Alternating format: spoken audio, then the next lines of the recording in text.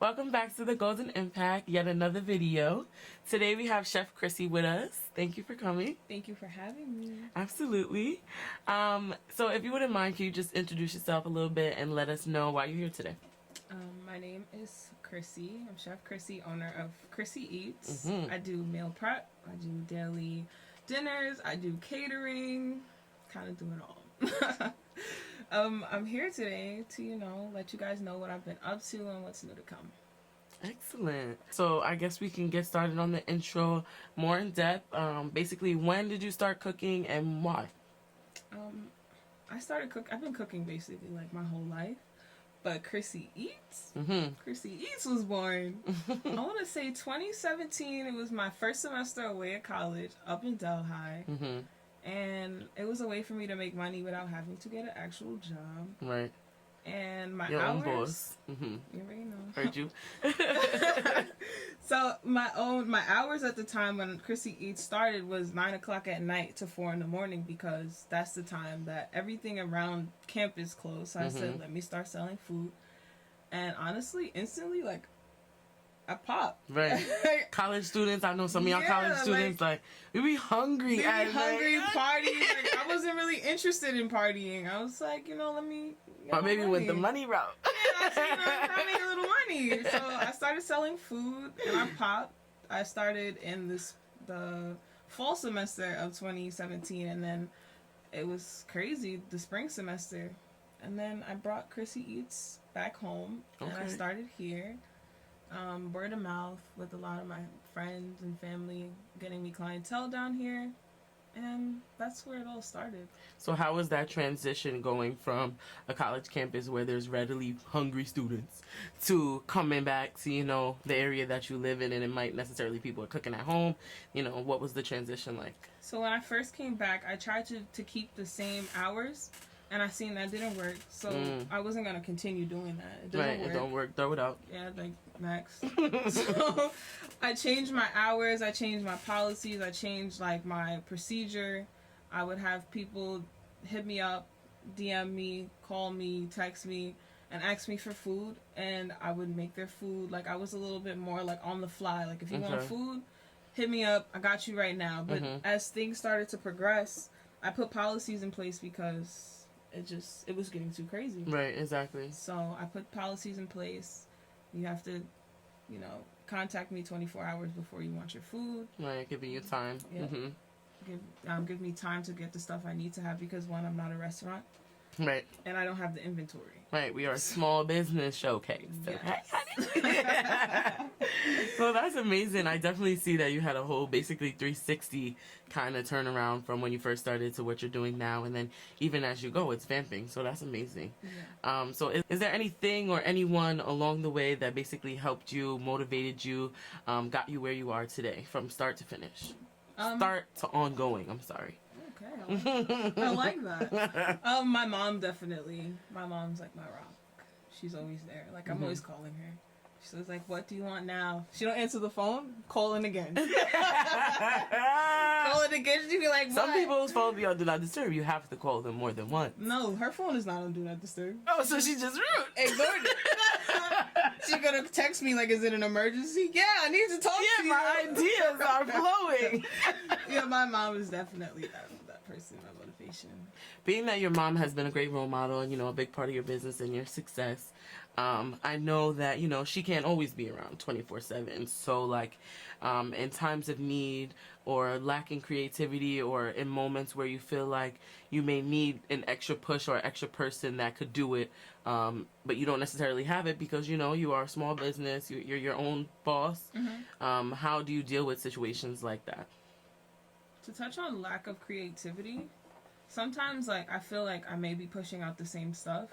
So sometimes I just need to take that time to regroup. Like, as a small business, don't ever feel pressure because you may not be putting out product right away. Sometimes you need that time to regroup within your, like, in your mental and your spirituality, where it's like, okay, I need to stop for a minute, regroup, try different things, practice, and then I'm going to come back. Because it's like, I don't want to keep giving you guys the same stuff. You know what I mean?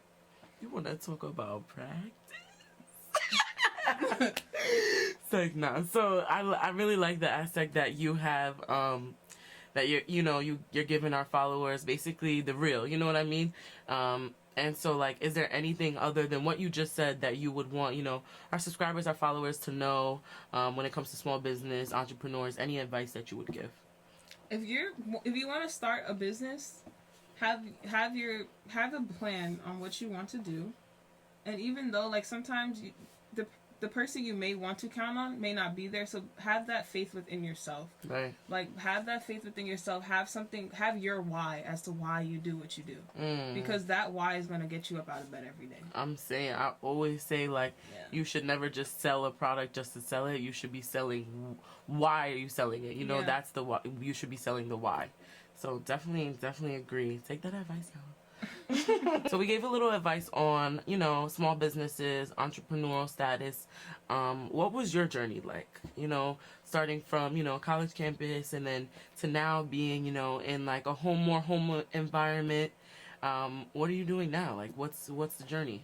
So it started with me in the kitchen, and now I'm trying to kind of step out of the kitchen and push more towards like cooking products, as far as like maybe pots and pans and knives. Okay. Maybe some burnt merchandise, seasonings, stuff like that. But before, just as advice, before you go selling a product, at least try to build your audience. So right now I'm working on videos and reels. Now this reels thing on Instagram. I know. So many things on Instagram. So many. Bro, I feel so old and I'm not young. Yeah, I don't even know how to do this. I'm making videos like, how do they be doing that? I be on TikTok like, what? To get tick who? Yeah, I don't even have an account. I be looking like, oh wow. Oh man. Okay. Yeah, so that's amazing. Cooking products, heard you. Yeah, because cooking has always been like a hobby for me. So now that I was able to make money off of it, that's great. Right. But now I want it to be a hobby again. Like, when your business is always going to be a journey. You don't have to be where you started. You can progress because it's different areas. Yeah, it's a different things. Like, expand. That's amazing. So, like, would you say that like that's one of your long-term goals? Like, do you have any long-term goals in addition to that, or like is cooking gonna be is cooking gonna be your future, or is it gonna be subpar to the future? What's going on with the long-term goals? My long-term goals would have to be putting out more products, but for right now, one of my short-term goals to achieve my long-term goals is to build an audience. So that's what I'm working on right now. Marketing. Yes. Heard you. 101. Being that this is my good sis, I do know a little bit more than y'all. So just to give y'all some background, we have known each other for a long time. And she has always been one of my key motivators that, has been in my circle. So just to let our viewers and audience know, you've had so many small businesses, not just cooking being your first one, you've had a couple others. So what made you decide, or can you let our audience know, like, how was it easy to choose the certain one that you're doing now, or, what made you choose just to go with cooking? So to begin, like, I've always been a type of person, I don't want to work for nobody. Right. I've had jobs. Right. Like, I'm going to be honest with you, the bare minimum was getting done. So I was like, you know what? Like, yeah. Because, let's be real. We don't want to work for nobody. We want to make our own money. Right. We want to make our own hours. I'm about to say, because taxes is the worst part. Right? Taxes. The whole damn check! So I started, and it's just kind of like I was a little blind. So I just kind of was just like, okay, let me see what I could do. It wasn't working. I'm not going to keep going if it doesn't work. Right. I wasn't, my why wasn't there. Right. I had to develop my why. Right. I was like, yeah, this why, it's not working for me because I still want to go to sleep. Right. So.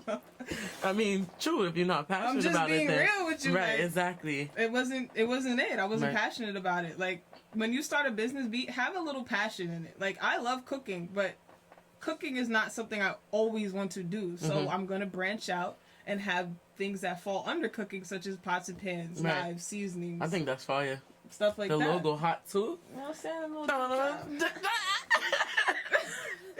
So with all the small businesses and, you basically, stating that if you don't love it, you don't have a passion, it's really not going to succeed in the way that you want. It'll become another 9 to 5. So you might as well go to the job and get the benefits if you don't have the passion. But in the time being now that you've chosen cooking, you love cooking, you're about to expand on cooking, how has your business been affected by things in the now, such as the pandemic? Unfortunately, we are in these times, but fortunately for me, my business has been booming because people have been home, so they're hungry. Right. But I still follow like protocols, wearing a mask, hairnet, gloves, just making sure I'm extra clean, On top of the cleanliness that you already were. Yeah. Okay, well that's good. Yes. So if you're in the house hungry, you don't have to order McDonald's on DoorDash, okay? Yeah. My sis at ChrissyEatz. Hello. But in other words, I know you have meal preps that you offer. I know you do the whole 9 yard, but meal preps is definitely something that I admire about ChrissyEatz, only because not only do it be looking good, but you'll be set for the whole week. You don't gotta worry about cooking. You go to class, you go to work, you do this, you do that. And I know it's very affordable, So what would you like to say to our viewers about your meal prep, or anything that you would like them to know or get in tune to? So with my meal prep, you can either choose 5 or 7 meals. You pick what you want to eat. You pick a meat, a starch, and a vegetable. I think that's a balanced meal. But I mean, others, but you, at the end of the day, you pick what you eat. Right. What you pay is what you order. What you order for is what you pay. With my meal prep, it allows you to, I basically cook the food for you, and all you have to do is heat it up. Right. So it's just easy for people that are constantly on the go. All you have to do is open your fridge, pop it in the microwave, or however you heat up your food, maybe the oven or stovetop, and you just eat. You don't have to do anything extravagant. You don't have to take out a whole bunch of, seasonings and pots and things. It's already done for you, brought to you.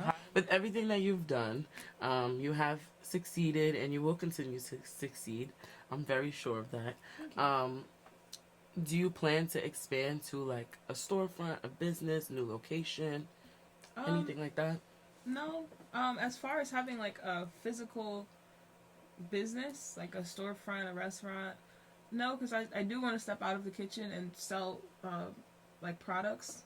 So I would more so stay online and have it that way, having an online store, just for the fact of the times we're in right now, being the pandemic. Right. So we don't really know what's going on. Or what's going to happen. So having a physical store, I just feel like would probably not be a very smart business investment. Yeah. Right. So as you said, you were cooking for about 3 years now, 2017. What types of food do you really get into, honestly? I specialize mostly in Caribbean American cuisine. My family's from the Caribbean, and I grew up here in the U.S., here in New York. So I put my little twist on it, mostly. Yeah. I do even like some American foods, like your basic pizza is really not Italian. Your Chinese food you get at the store is not Chinese food. Right. But I bring those flavors into my cooking, so it's more so has an American twist on many cuisines. Okay. Is there any cuisines that you want to tap into or get ideals from that you haven't already? Africa is a big continent, and I would like to tap into some of their each country and see what different types of... They got good spices. They do. They have a lot of different spices I've never even heard of. So right? That's something I would like to try, because I know I have roots in Ethiopia, so that would be cool. Tapping into the community a little bit. You heard it here. So we just want to thank Chef Chrissy for coming out today. So thank you for being here. Thank you for having me. It was fun. Absolutely. As y'all know, this is the Golden Impact, where we do showcase small business owners and entrepreneurs. So definitely like, subscribe, and bang that bell for the next episode.